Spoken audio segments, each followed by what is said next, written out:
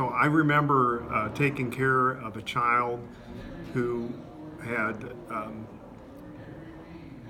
was around a year old and had a very small head and brain and was born prematurely, and it was attributed to mom using crack cocaine, and baby was very irritable and even at a year of age, and had seizure disorder, small stature.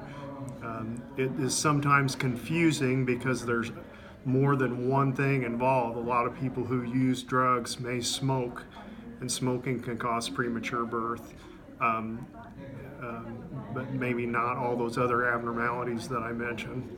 And they may drink as well as doing those other things, and the drinking has its own set of problems that can come. So I've seen also kids from drinkers that have developmental problems and trouble with school, um, but not the severe abnormalities we saw with the baby that I mentioned.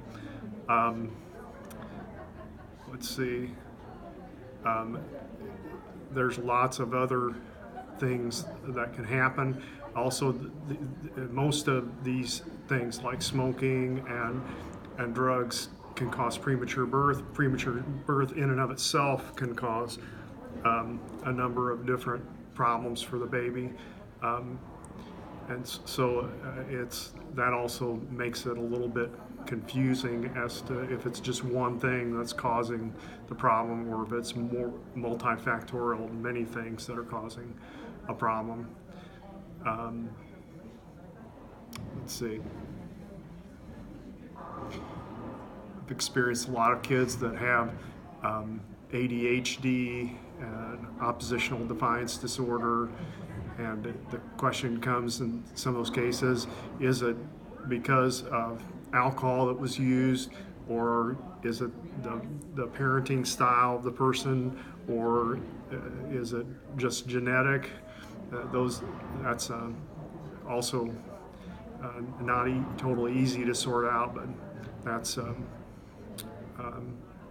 fairly common. Um,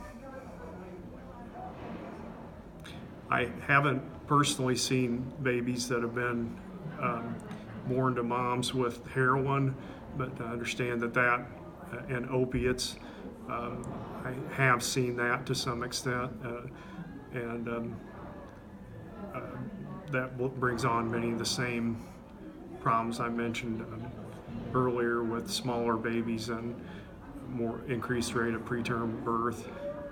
Um, I know with cocaine, you can have babies can have strokes sometimes from cocaine too.